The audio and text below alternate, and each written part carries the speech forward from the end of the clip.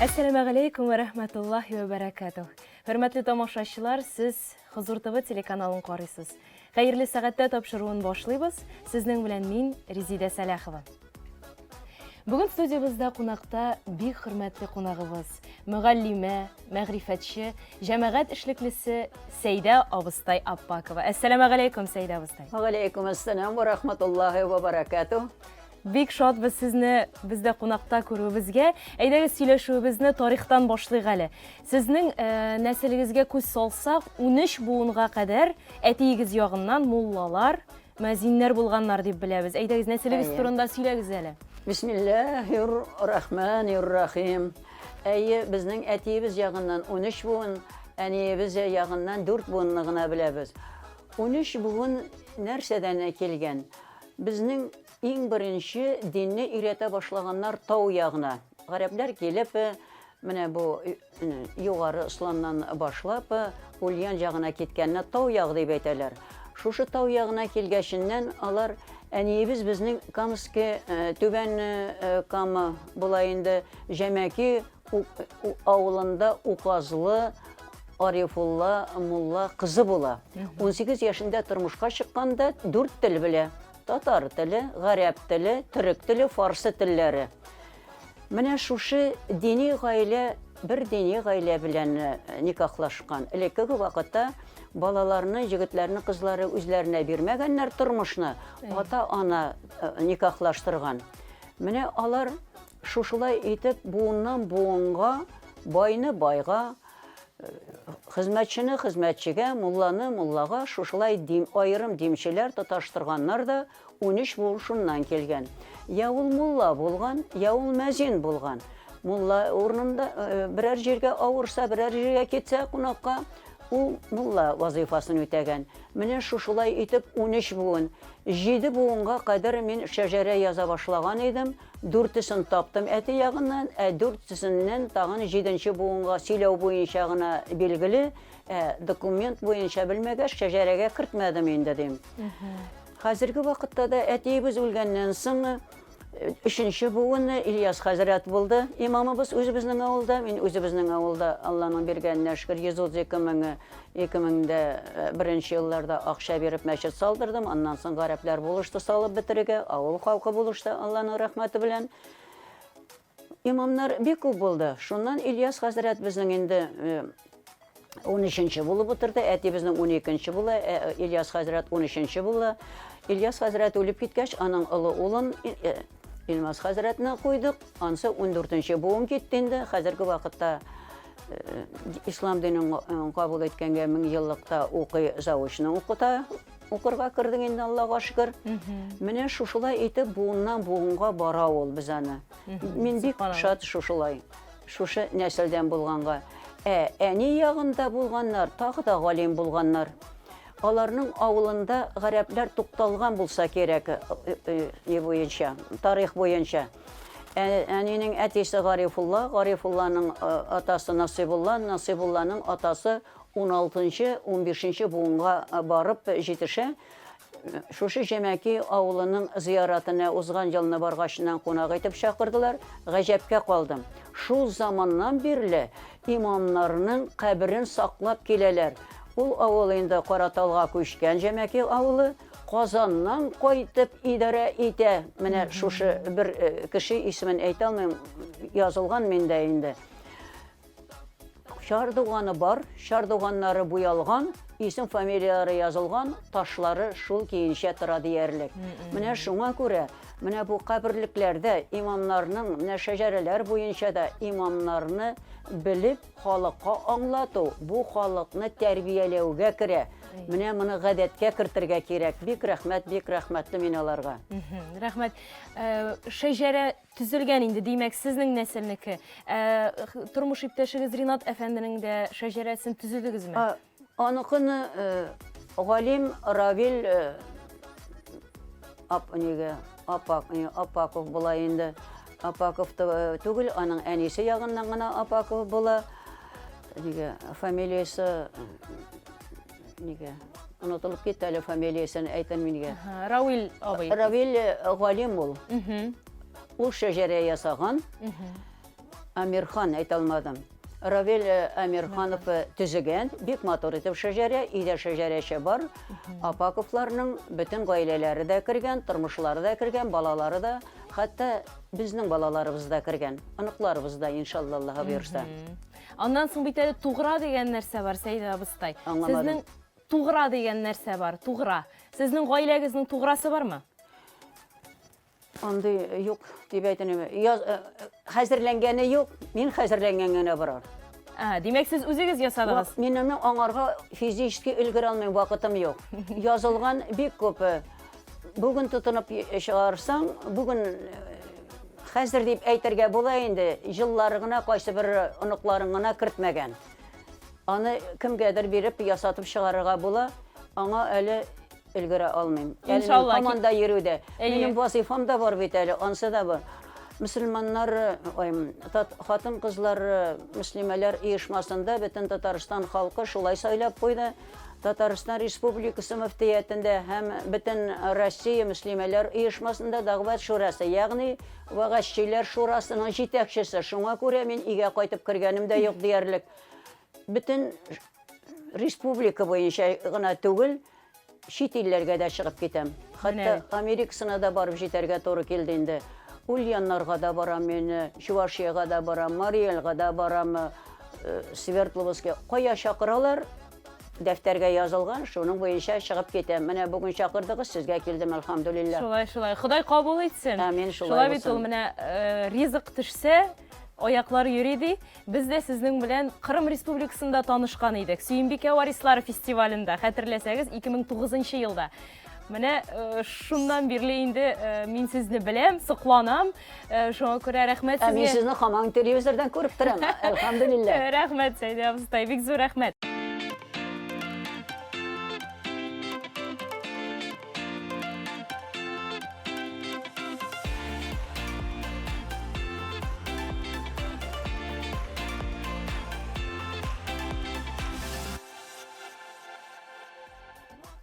Кире гаилә тарихына әйләнеп кайтсак, сез үзегезнең гаилә тарихында беләсез. Менә шушы каберләрне зиярат кылу да ул кешегә тәрбия бирә дисез. Гомумән адәм баласы үзенең гаиләсенең нәселенең тарихын белергә тиешме? Ул нәрсә бирә кешегә? Адәм баласы белү генә түгел, ул аны үзеннән соң яшьләргә әйтеп тә калдырырга тиеш баласының баласына. Пәйгамбәрбез әйтә, әгәр белгәнеңне кешегә өйрәтмичә үлеп китсәң, кабер газабының иң авыры булыр ди. Без нәрсә беләбез, аны без үзебезнең барачак, киләчәк яшьләребезгә тапшырырга да тиешләле. Аннан соң менә 7 буынга кадәр белергә кушалар. Ни өчен 7 буын? 7 буынга. Бер вакытны мин инде гимназия пенсияга чыккачыннан гимназияларда татар буддинский, христианский, ислам дине буенча диннәр тарихы балаларга укыттым. 13-нче татар гимназиясендә 487 бала, 53 дәрес булыр иде атнасына. Шул вакытта үзем төзегән программа буенча инде 124 сәгатьлек иде ул, азраганнары кыскартылды.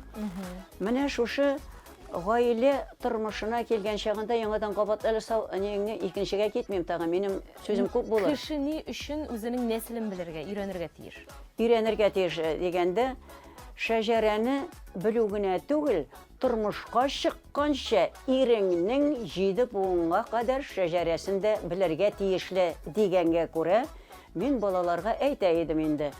Вакытыгыз булган сайын мәчетләргә барыгыз, имамнар анда вагазны әйбәт сөйлиләр дип. Мин үзем дә шулай җомга көннәрендә ялалып баргалы идем. Әхмәт Зәки хәзрәт булай өйрәтте. Бер вакытны 7-8 бала Бухарадан укып кайтканнар, өйрәтә инде бу. Ничек мулла булырга, яшьләрне безне ничек абыстай булырга. Булар Коръән укыдылар, дуга кылдылар да 7 буынга кадәр дуга дигәченнән ул каядыр кулы белә бәрдем инде, таягы беләме. Җәмәгать, атабыз адәмгә кадәр булган арвахларга кем дуга кылыр диде. Менә шуннан соң хәзер инде 7 буын алар диде миллиард еллар буенча. Менә шушы кыямәтне көтеп, зарыгып көтеп торалар. Аларга дуга кирәкмиме дигәченнән инде хәзер доганы кылабыз. Әти, әниләребезгә, әби бабаларыбызга, кайната, кайнаналарыбызга, 7 буынга кадәр кыз һәм ир туганнарыбызга без аны белергә тиешле, бала үстергәндә, тормыш иткәндә нәселне белергә тиешле. Аннан соң атабыз адәмгә кадәр булган нәсел нәсәпләре дип. Гомумән мәгърифтән мәшрикка мөмин мөселман булып киткән җәмигы шаһидләргә мөмин мөселманнарга дип кылабыз. Тормышта ни өчен кирәк нәселне белү? Аның горыф-гадәтен белергә кирәк. Бала һәр илнең үз кагыйдәсе була, һәр район авылының үз горыф-гадәте була, һәр гаиләнең үзенең законы була. Семья, гаилә ул кичкенә генә дәүләт. Безнең дәүләтебез шушы кичкенә дәүләтләрдән торалар. Менә шушы дәүләтнең кагыйдәсе килә, 7 буыннан алып килә ул нәсел. 8нче буында гына ул мөмкин алмашынырга. Ни өчен дигән чагында иң беренче әйтәбез әле бала туган вакытта. Бала туган вакытта шушы 7 буын арасында я берәр гарип бала булса, я бала тутлыга торган булса, я балада нәрсәдә булса, берәр авыру булса, шушы килеп чыгуы мөмкин.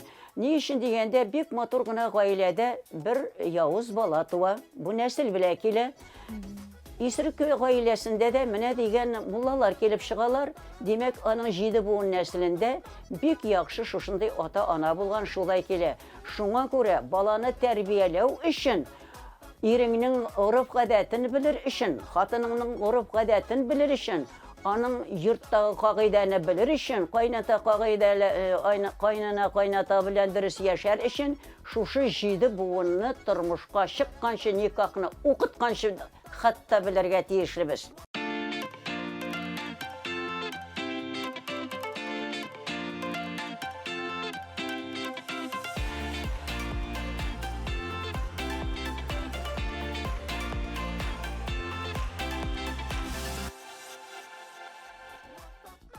Иманлы булу нәрсә дигәнне аңлата? 100% әдәмнең дөньяда яшәеше дигәнне аңлата. Иманлы кеше әдәпле, тәртипле, хөрмәт, ата-анага булган хөрмәтләрне, гыйлемгә омтылуны, Аллаһ Тәгаләнең кушканнарын, ягъни 5 фарызны, мөмин булуны, намаз укуны, ураза тотуны, закят беруны, хаҗ кылуларны бөтенесен үз иченә ала торган сүз бу иманлы. Иманлы булмаса адәм баласы ул явыз буласы. Аның урны төрмәдә буласы. Шуңа күрә иманлы булу иң беренче безнең шартыбыз дип әйтер идем мин. Гаиләңнең тарихын белү ни өчен кирәк? Менә милләт сүзен алыйк әле. Милләтне нәрсә дип әйтәбез? Моңа нәрсә керә милләткә? Милләткә ана теле керә, тарих керә һәм сәнгать керә. Менә өчесе бергә без аны милләт дип әйтәбез. Әгәр дә син ана телен белмәсәң, үзеңнең тарихың, үзеңнең милләтеңнең, татар милләтенең 1000 еллык тарихында белмәсәң, 7 буынга кадәр булган ата-ананың да тарихында белмәсәң, син шын надан кеше дигәнне аңлата. Гаилә нәрсә ул? Иң беренче менә булай әйтик әле. Хәзер бездә бит катнаш никахлар күбәеп кетте. 1379 язылса, 1300 аерыла. Бу бит афәт дигән сүз. Бу хөкүмәтебезнең нигезен какшату дигән сүз. Безнең моның өчен барыбызның да йөрәге әрнергә тиешле. Шуңа күрә мин загысларда утырам да тикшерәм, кайчан никах аерыла? Бер атнадан һәм 1 елдан соң. Вакытыгыз булса, соңрак сөйләрмен моңардан. Иншалла, Аллаһ бирсә.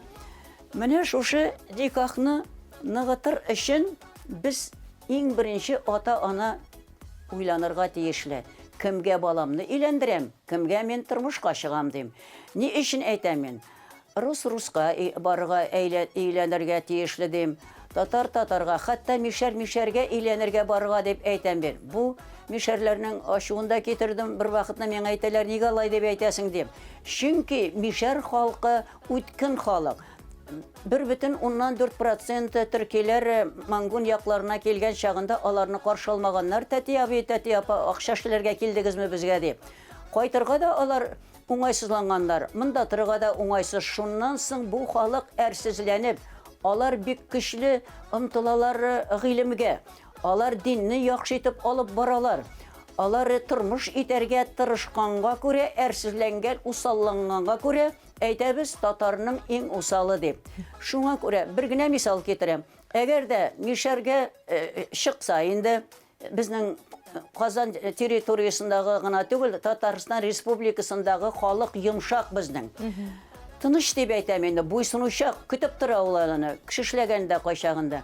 Нәрсә дип әйтә инде? Ире кайта да, иртәрәк кайткан идең ди, ашың өлгермәгән ди, ханда ашысы килә фәлән тегән дигән чагында Мишәр хатыны булай дип әйтә: "Эй, җаным, иртәрәк кайтып бәрәңгене әрчеп торсаң, ашыбыз пешкән булыр иде ди. Ә безнең җирлектә үскән хатын ләм билеп авыз ачып әйтә алмый, барып җылый башлый, ире әйттеме яраткан, ире моңа кимчелеген әйткәшеннән сынып төшә. Менә шушы сынмасын өчен бит никахта сынарга ярамый, тормышны никахтан соң ир эше дә юк, хатын эше дә юк, икең бергә кушылып эшләгәндә генә тормыш бара. Шуңа күрә җыларга бер вакытта ярамый, җылы сүз белән әйтергә була. Ул без аны баланы тәрбияләмибез. Бала тәрбияләнә ананың карнында. Менә бу тормышка бала тәрбияләнә. 121 көннән соң Аллаһ Тәгалә 4 төрле нигъмәт җибәрә. Баланың гомере, баланың профессиясе, һөнәре, баланың нәрсә ашаячагы һәм баланың бәхетлеме, бәхетсезме булачагы. Шул вакытта бала туганнан соң 3 яшенә кадәр ата-ана тыйымлылык белән, шөтью белән тыярга тиешле. Аллаһ Тәгалә бу балага нинди профессия биргән? Берәүне тегүче итә, берәүне остаз итә, берәүне җырчы итә, берәүне идән сыбыручы итә. Бу Аллаһ Тәгаләнең хәзинәсе була. Шушыны ата да тыярга тиешле һәм ата үзенең профессиясын 3 яшендә бирегә була балага. Үзе мисал өчен столер икән, әйтергә була бит, балам теге кадакны китер әле дип. Бала турайып әтисенә эшле кадак китереп бирде. Менә үзенең берничә профессиясын өлгертергә тиеш, күрсәтергә тиеш баланың уенчыгы белән. Уйнап утырырга түгел, аңа берничә секунд, димим, берничә минутлар гына кирәк. Ана өйрәтергә тиеш тормышта. Бу бала ничек ана булырга, ничек хатын булырга, булар икесе ике төрле профессия шикелле тормышта. Без аларны өйрәтеп тормыйбыз, ашатабыз, эшертәбез, шуннан соң алайда уянабыз никах алдыннан. Кызның анасы әйтә: "Кызым, кайнана белә торырга тырышма." Беренче указание булды, буйрык булды. Әтиләре дә уяна: "Улым, хатынны аны беренче көннән кулга алырга кирәк. Беренче көннән кулга алмасаң, аны син кулга ала алмыйсың" ди, өйрәтә. Хәзер профессияга килгәндә, һөнәргә кирәк, милләткә кирәбез. Русларда мин алар белән 48 ел эшләдем, 10 ел бер кухняда тордым. Аларның психологиясе бик якын миңа. Аларның 35-40-ка хәтле яшь килен эшләми, эшли картлар. Аларда шулай куелган горыф гадәт бара. Безнең инде 40 яшендә улын өйләндерсә, ханбикәгә әйләнә, көтеп тора килен эшләгәнгә. Хәзер никахтан соң бергә турга, яшәргә туры килсә, кайнана көтеп тора. Килен эшләгәнне, теге көтеп тора, кайнана эшләгәнне. Менә шуңа күрә низагы чыга. Дин монда әле иң беренче чиратта түгел, горыф гадәт аларда көчле. Безнең горыф гадәт онытылып бара. Ни өчен онытылып бара? Татар милләте үз телендә, ана телендә сөйләшмичә, башка милләттә сөйләшү белән шуның горыф гадәте безгә керде дә, шуңа күрә хәзер элеккеге вакытта әйтеп китәм, биегәннәр дә, җырлаганнар да, хатын-кыз биегәндә 3 бармак 50-се генә күтәрелгән аягы җирдән.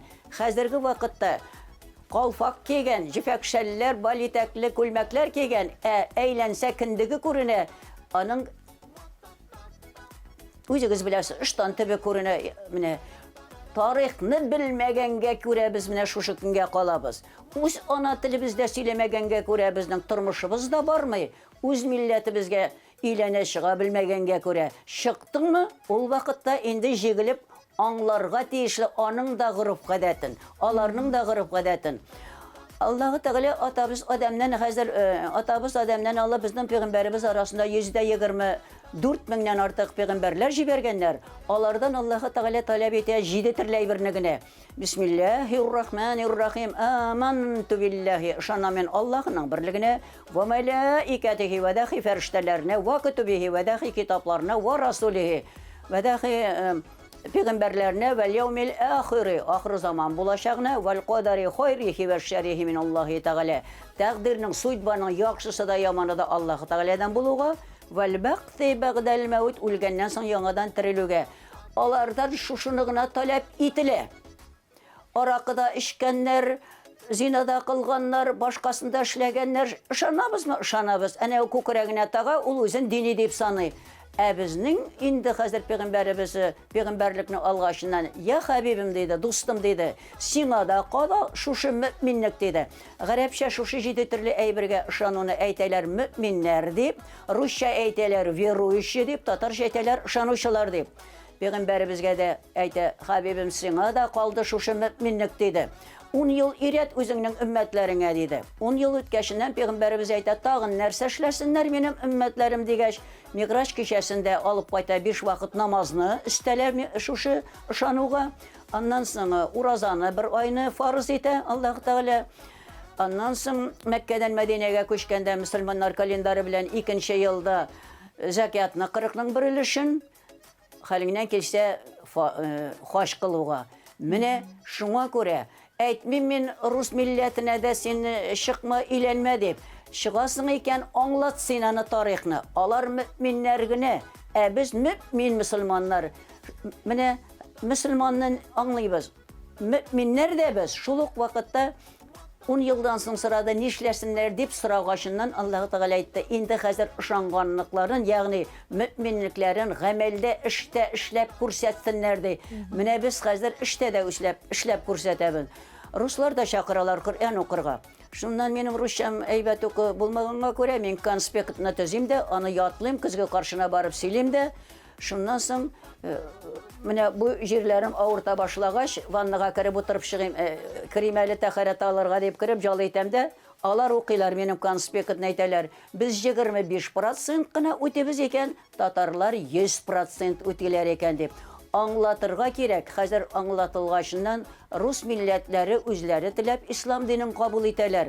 Şuna göre, alarda dinlerine kişlev var, İslam dininde yok. İslam dininde dinge kişlev yok, anlatığına var. Anlatırga kerek, şuna göre uylarga kerek. Kışın jetemi senin uylarga.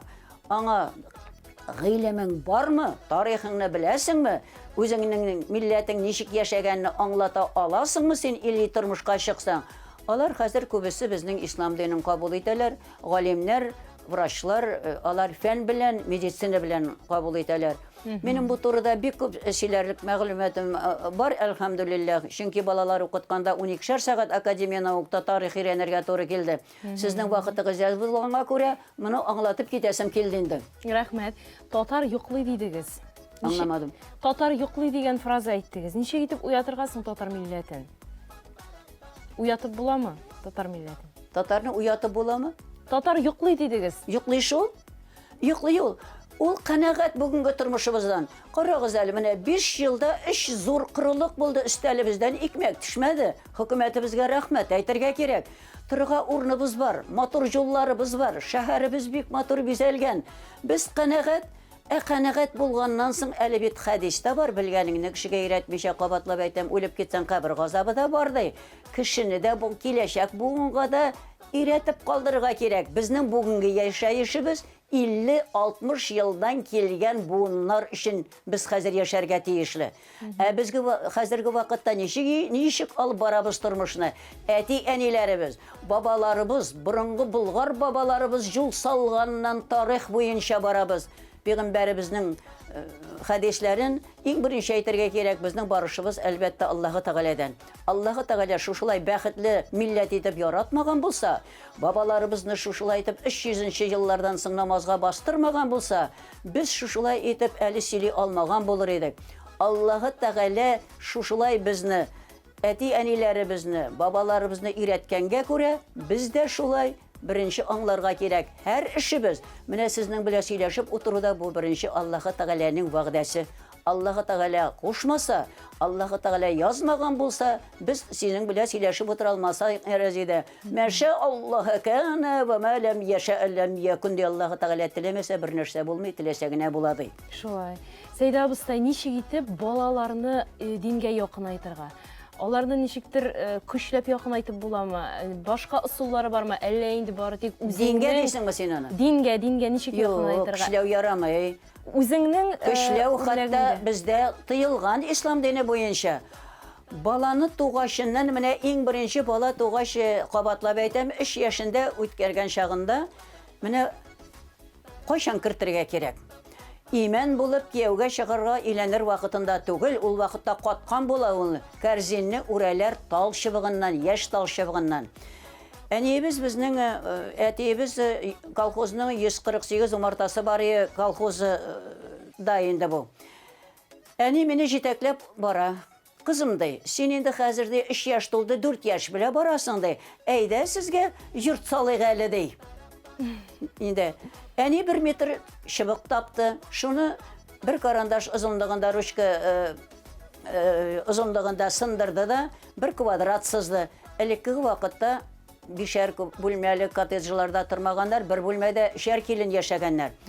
Кызым ди, син әле менә 4 белә хәзер барасың инде ди, үсәрсең, укырсың, тормышка чыгарсың, синең кайнанаң булыр. Кайнана белән минем арада тары ярмасы кадәр генә аерма булыр. Тормышка чыккач кыз өчен җавап бирми, кызның анасы. Кайнана җавап бирә. Әгәр дә кайнанаң ягыннан берәр сүз булса, синең турда кара аны. Мин сиңа бу сүзне 2 әйтмәм, 90-100 яшенә җиткәнче кадерләргә тиешле. Син онытма бу сүзләрне дип. Кайнана белән кайната бик кадерле кешеләр. Шуңа күрә аларга сәкедә тур башында булырга тиешле караватлар юк ул вакытта. Сәкенең бер башында безгә кунакка килгәндә урын булырга тиешле. Бер ягында бер пишмәктә балаларга, бер ягында үзегездә. Алар шаршау белән, шыбылдык белән булса да күренмәскә бүленергә тиешле дип. Менә ул баласының миенә кайсы вакытта сала 3 яшенә кадәр. Шул 3 яшендә ата-ананың биргән мәгълүматын бала 7 яшендә ныгыта. 7 яшендә бала ата-анага ярдәм итә башлый, хезмәт итә башлый. Әти миңа шулай диде, кызым сиңа 7 яшендә колхозда эшләрлегең бар диде. Мин шуннан соң иртәнге сәгать 6-дан кичке сәгать 6-га кадәр кортлар айырганын карап утыру минем вазифа иде. Хәзерге тәрбиябез белән дин сүзен ишетү белән топ тоткан шикелле элекке заманныкы дип карыйбыз. Кайсы без әйтәләр 7 яшендә, улым, кызым, производствога барып эшләй инде син дип. Юк, безнең балаларыбыз никахка тотыша. Бер бәрәңгәр чимәгән, тирис түкмәгән, идән җумаган, 3 яшендә үреп сала белмәгән кызларыбыз никахка барып тоташа да, менә бер атнада нәрсәдән аерыла. Ирдә хезмәтсез үскән. Кыз бала да хезмәтсез үткән, ашыйсы килә. Тегедә пешерми ашарга, бу да пешерми ашарга көтеп торалар. Менә шуннан аерылалар. Борынгы кеше әйткән, менә тормышка сине бирдек, кайту юк. Барган җиреңдә таш бул дигәннәр. Менә шул вакытта баланы тәрбияләргә кирәк.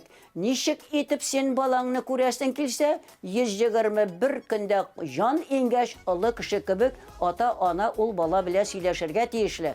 Аллаһы Тәгаләдән сорарга тиешле. Сиңа нинди бала кирәк? Я Раббым, тәүфиклы, шәфкатьле бала булса иде, мехрибанлы бала булса иде, дин исламны таный торган, 2 дөньяга да яраклы бала булса иде, сау сәламәт бала булса дип. Хәзерге вакытта теләү генә түгел, джинсыны кия бездә, авырлы хатын-кызлар корсакны шытырдатып ремень белән буабыз, 8-кага әйләндереп, 8-легә әйләндереп, бала корсакта инде имгәнә. Аны акушерка тартып кына ала. Менә шуңа да игътибар етмибез. Кыска күлмәкләр киябез. Хатын-кызны сакларга кирәк. Ни өчен Аллаһы Тәгалә бөтен җирне томаларга кушкан? Чөнки хәзерге вакытта Алт академия наук тикшерә Коръәнне. Уңай энергия бар, тискәре энергия бар дип аңлаталар. Хатын-кызда уңай энергия төшми. Аны бары биттән, беләзектән, кулдан һәм тубыктан гына төшми. Шуңа күрә сакларга биргән Аллаһы Тәгалә хатын-кызны. Кайнатам да әйтер иде, хатын-кыз ул тәрәзә төбендәге роза гөле. Аны ардырмаска кирәк. Аның 50% эшен ирләр эшләргә тиеш. Аның өчен хатын-кыз артистка булырга тиеш. Ягъни җаным сүзе белән иреңә шул эшне бүләп бирә торган сценарийны төзә белергә кирәк. Менә безнең хатыннарыбыз, кызларыбыз шуларны белеп чыгарга тиешле. Шулай, бик зур рәхмәт, Сәйдә абыстай. Менә сез әти-әниләрегезне, кайната-кайнанагызны шундый җылылык белән, шундый зур ихтирам белән искә аласыз. Әйтегез әле, бүгенге яшьләрдә өлкәннәргә карата ихтирам бармы? Җитәрлекме ул? Тиешле дәрәҗәдәме? Яшьләребез бәрібір үзгәрә тормышка чыгач, әгәр ул яхшы семьяга барып эләксә, дини семьяга, әдәпле, тәртипле, менә безнең гади гына әйтсәк, интеллигенция дип әйтәбез инде, шундый яхшы семьяга барып эләксә, ата-ананың, кайната-кайнаның сүзләрен дә тыңласа, бу балалар үзгәрәләр аларга. Аларга вәгазь кирәк.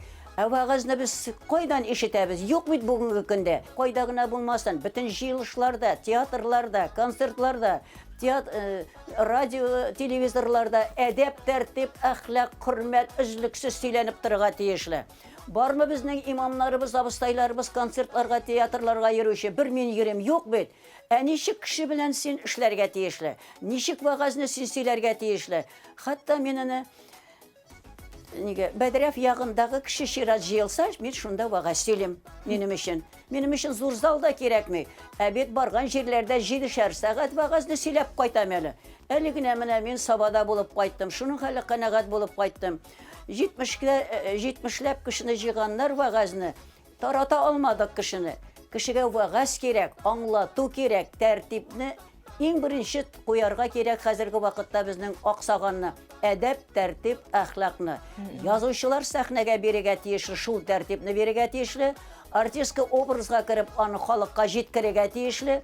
Хәзер мин театрлардан чыккачыннан сорыйм, нинди уй белән кайтасыз дигәч, әллә тагын. Бу бит күпме көч куелган, күпме артист аны кешене аны бирергә. Шуңа күрә безнең хәзер тәрбияви эшебез бөтен җирдә булырга тиеш. Хәтта дәүләт тә моны алга куярга тиешле. Муллалар үз телендә, ана телендә сөйләргә тиешле вәгазьләрне, радиоларда менә бу тәртипләрне ана телендә сөйләргә тиешле. Юк, чакыручы юк. Шиткә барып 7-5 сәгать сөйләп кайтам, Татарстаныбызда уйлаган кеше дә юк. Рәхмәт инде сезне менә шулай чакырганыгыз өчен. Зәйдә абыстай, менә вәгазь сөйләүнең аның нинди серләре бар? Әйтегез әле, менә сез сөйләсәгез ул үтемле дә, аңлаешлы да, гади сүзләр белән, ләкин бөтен кеше алай сөйли белми бит. Нинди серләре бар? Вәгазь, җаным, бөтен кеше мулла гаилә, абыстай гаиләсендә тумый күрәсең. Кабатлап әйтәм, әни безнең 4 белән 5 арасында гарәпнең хәрефен өйрәтте. 5 яшендә намазга бастырды. 6 яшендә вәгазь сөйләргә өйрәтте. Ничек сулыш алырга, 2 минут тыныш алмаска гадәтләндерәдер. Әти безнең 3 минут торадыр. Ә безгә җырлаган вакытта да үзеп җырласаң моң югала дип. Коръән укыганда да бер тыныштан икенче тынышка хәтле сулыш алсаң, Коръән укуның ләззәте бетә дип, сөйләүдә дә шушылай ук өйрәтә торган иде. Әгәр дә син сорасаң, сөйләсәң горизонталь буенча гына, менә мисал өчен вәгазь сөйләсәң дә, ярар, мин урманга бардым дип әйтәйин. Барсаңсың ди тыңлаган кеше әйбәт булгандай. 45 градус төшебрәк әйтсә, мин урманга бардым дисәң, кеше уянып китә. Нишләде икән бу уянда дип. Менә публиканы тамашачыны ничек кулда тотарга икәнен өйрәтте. Менә моны өйрәтәләр ата-ана 3-4 яшеннән өйрәтә. Мин инде 7 яшендә яучы булып йөргәнемне дә хәтерлим. 6 яшеннән инде мин Йосыф белән Зөләйханың иштәлеген халыкка эскәмиягә, урындыкка басып сөйли торган идем. Ата-ана тәрбиясе булырга тиешле. Әгәр әби бабай, ата-ана баласына вәгазь итеп сөйләсә, уйыткыны сала ул. Әкренләп бу кеше дә вәгазьгә ымтыла. Кайсы вакытта ымтыла? Мисал өчен укыганда вәгазь укытучы буламы ул. Укытучылар күбрәк хәзер абыстай булырга мөмкинчелекләре бар. Укыганнан соң анда укыту гына түгел, вәгазь сөйләргә өйрәтергә дә тиешлеләр. Мәдрәсәләрдә, мәчетләрдә. Безне өйрәтте Әхмәт Зәки хәзрәт 90-нчы елларда җомга вәгазендә. Менә ничек әни сөйләгән.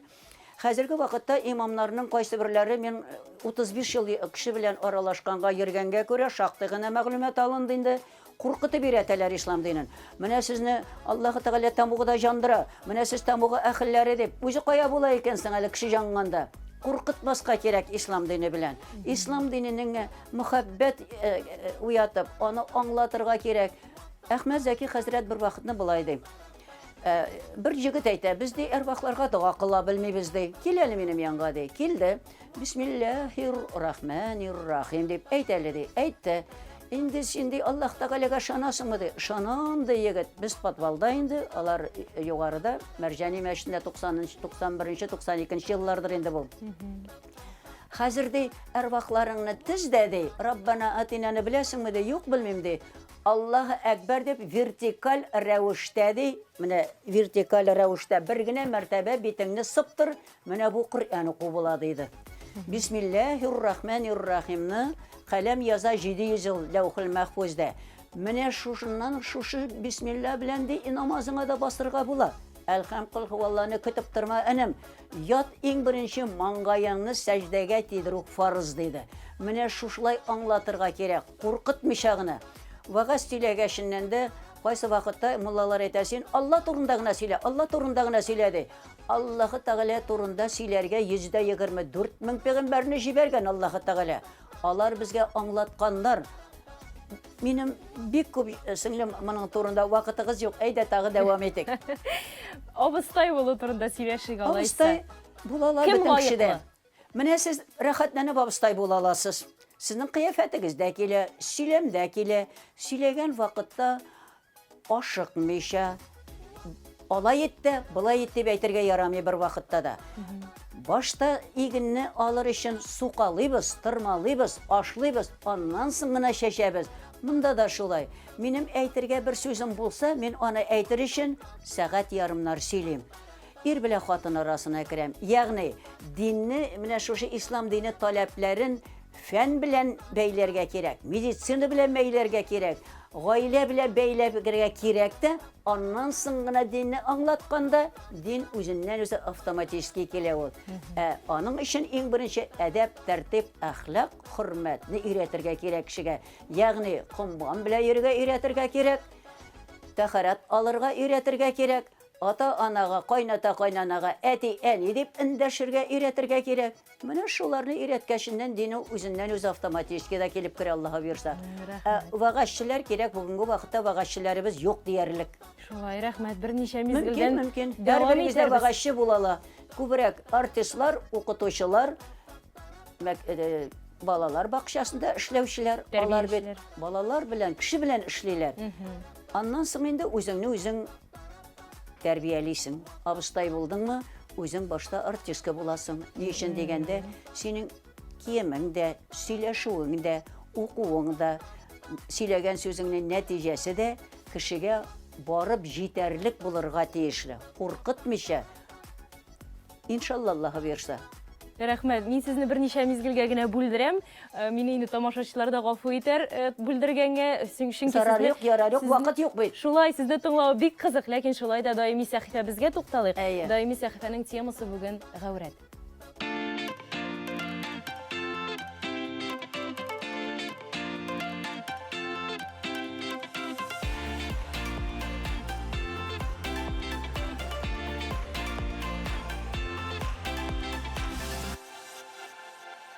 Гәүрәт ират яки хатын-кыз тәненең башкалар алдында ошарга ярамаган төшләре.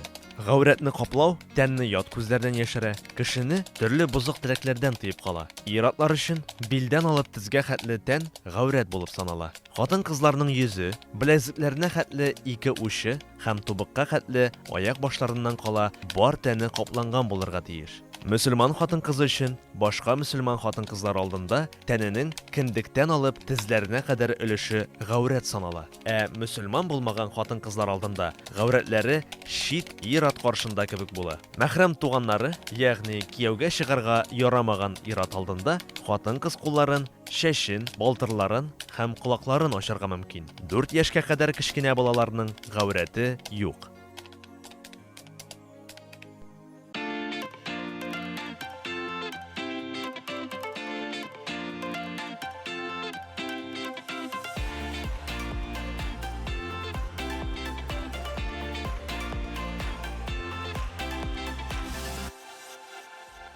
Хөрмәтле тамашачылар, хәерле сәгатьтә тапшыруын дәвам итәбез. Бүген студиябызда кунакта Сәйдә абыстай Аппакова.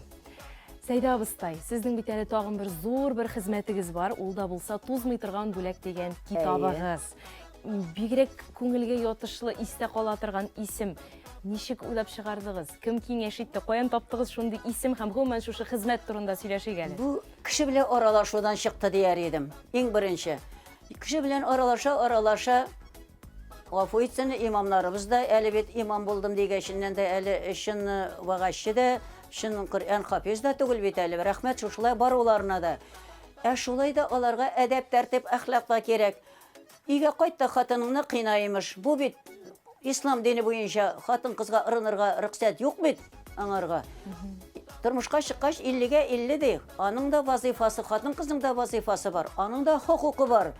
Я булмаса, урамнан профессор бара, уң кул белә борнысын гырә. Бу миңа ошамады инде. Я булмаса, абыстай бара, кисәсеннән ала, исәнләшәбез инде. Кисәсендә нәрсә бар, бөтен кагазларны тотты да асфальтка очырды. Бу бит әле вагачы дигән сүз түгел. Имам кем ул? Имам дигәндә. Хәзерге вакытта аңларга кирәк. Мулла ул фарсы теленнән килә. Аннан соң имам ул гарәп теленнән килә шулай. Галимне дигәннәрне аңлата инде. Имам хәзрәт дигәне шулай икән әле гарәпчәдә. Имам дигәне әйдәп баручы. Шушы әйдәп баручы ул бит әле хәзерге вакытта безнең зарплаталар алып эшләмиләр имамнар. Бер үк вакытта имам вазифасында үти. Ул шунда сиберә, җыештыра, бөтенесендә. Аларга бик рәхмәт, Аллаһның рәхмәте булсын, аларны гаепләп булмый бер вакытта. Шулай ук та хәзерге вакыттагы булган дөньябызда хөкүмәтебезгә нәрсә кирәк? Әдәмнәрне, кешеләрне өйрәтү кирәк. Әдәп, тәртип, әхлакка. Шуңа күрә вагазга кертергә кирәк. Шушы вагазны да өйрәнсеннәр инде дип, әллә мин башлыйм микән, әллә шушы вагазны дип башлап җибәрдем мин аны. Иң беренче. Менә шул башта Коръән ашларында вагаз булды. Халык вагазга тутаган, сусаган. Инде 83 елларда башлап җибәрелде ул иң беренче телевидениедан. Йөри, бөтен каберлекләрдә көтү көтәләр. Бөтен районда, Татарстанның бөтен районында. Бу анда бит безнең иң кадерлеләребез ята. Безнең әтиебез бөтен хезмәтен, бөтен акчаларын, бөтен пенсия акчаларын шушы каберлекне карады. Мин хәзер бер абзый очрады кайтып килгәндә.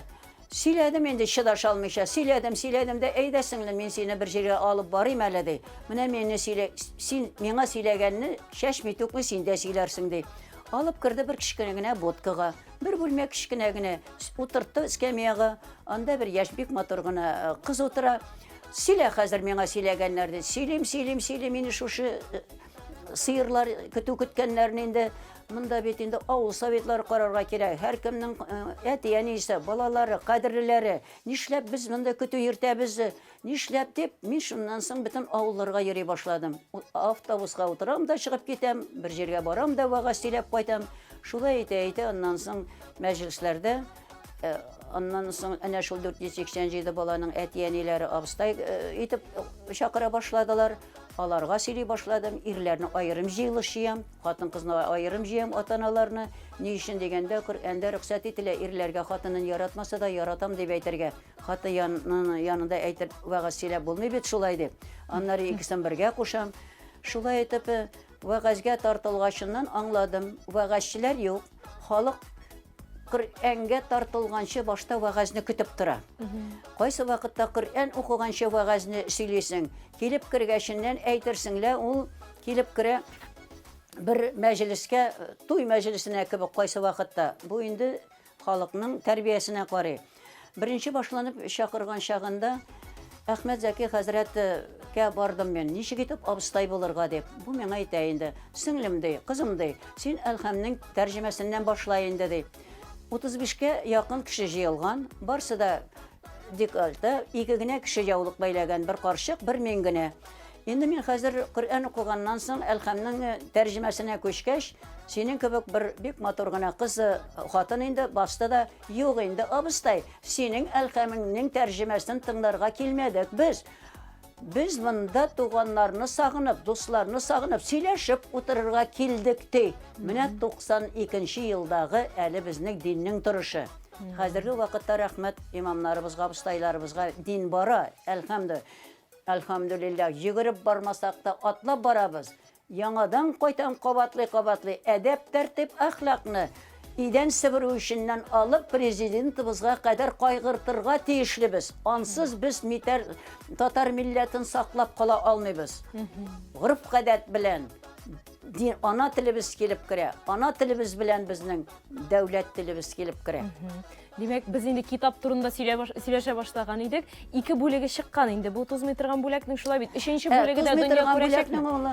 Булай була ул. Минем беренчесе чыкты аның. Сайрак чыкты инде. Калын булып чыкмады дип әйтәм инде. Икенче, өченчеләре Валиулла хәзрәткә бирелгәннән басылуда калды, ул шулай югалды. Ул китаплар табылмадылар. Бусы инде 4нче, 5нче китаплары. Кайдан чыкты бу? Безнең заманда 16, мин 15 яшыннан авылдан кеттем, bir җыллары паспортсыз эшләдем.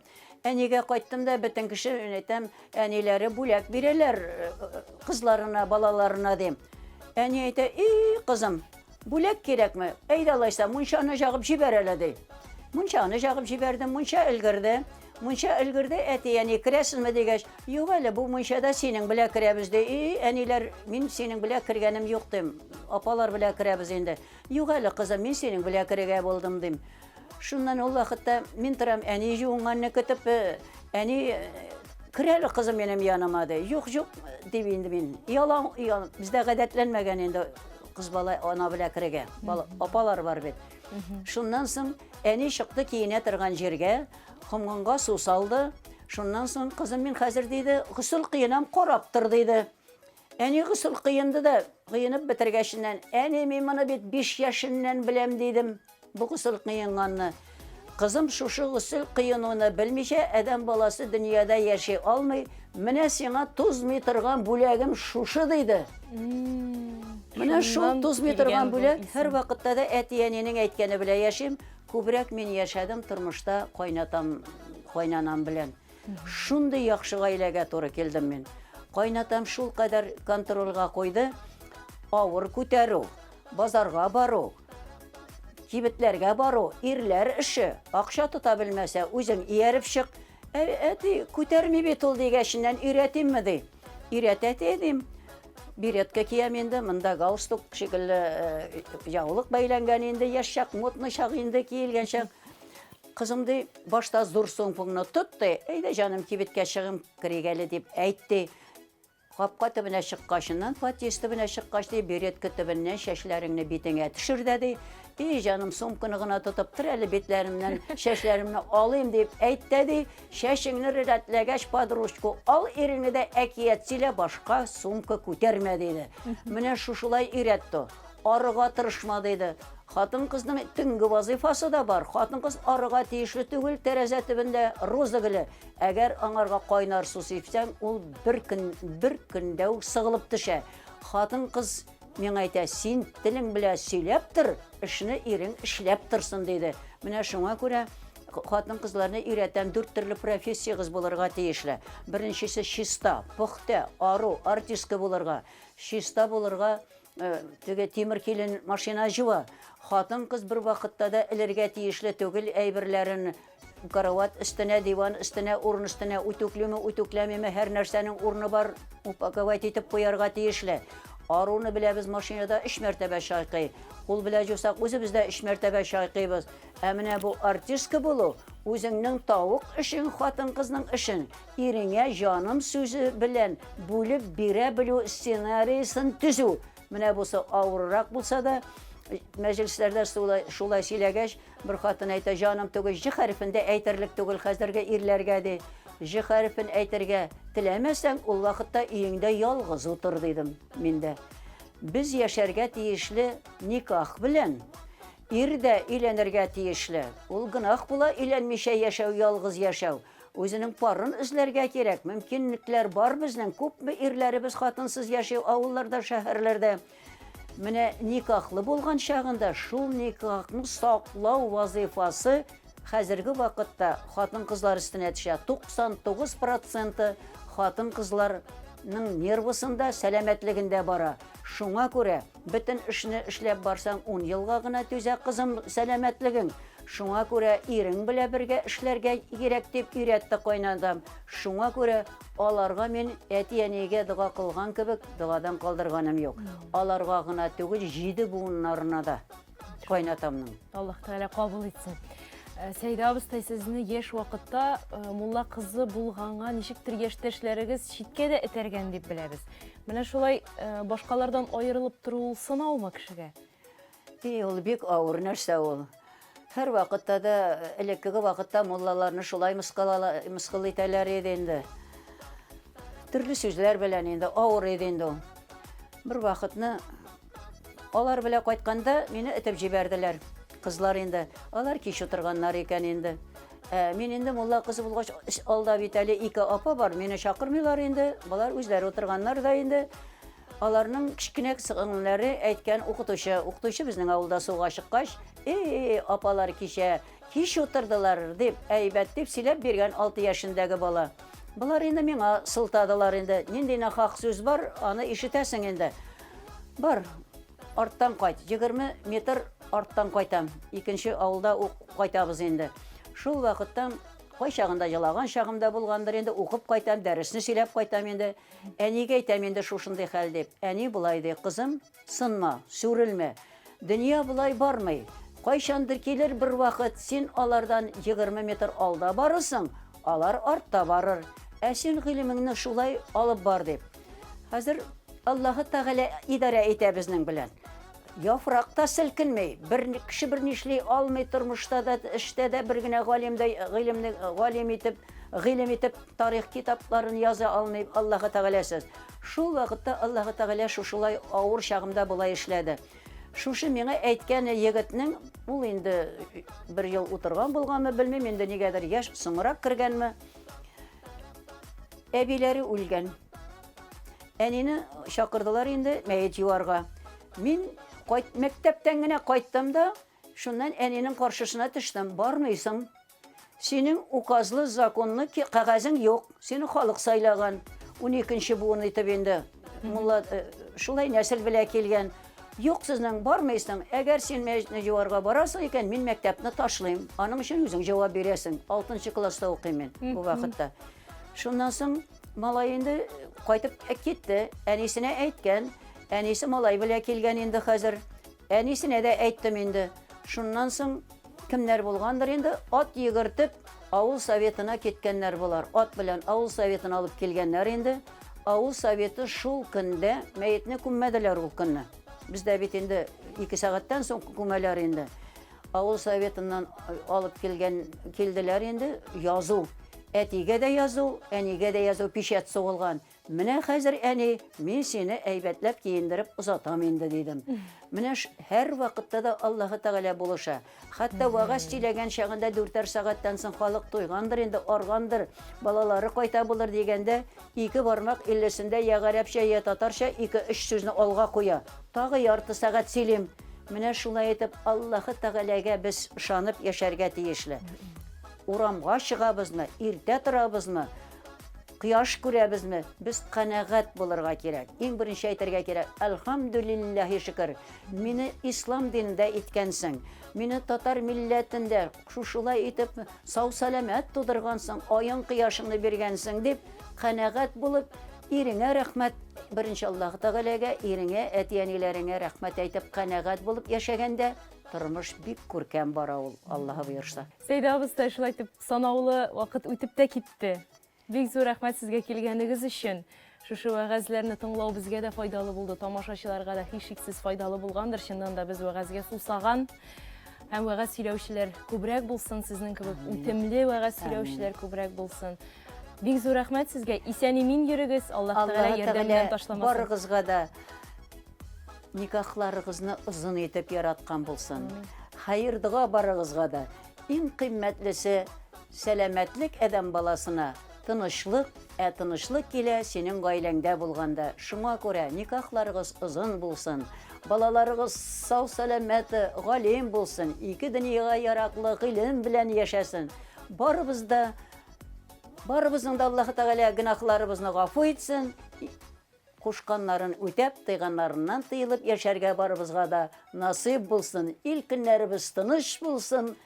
Аллаһы Тәгалә ил башында утыручыларга да җирәк җиген, үткер фикер белән дин ислам кануннарына яраклашып идара итә торган холыкны бирсен, хаклык белән алга чыгарга ярдәмчелек итсен. Рәхмәт чакыруыгыз өчен, игътибарыгыз өчен бик зур рәхмәт.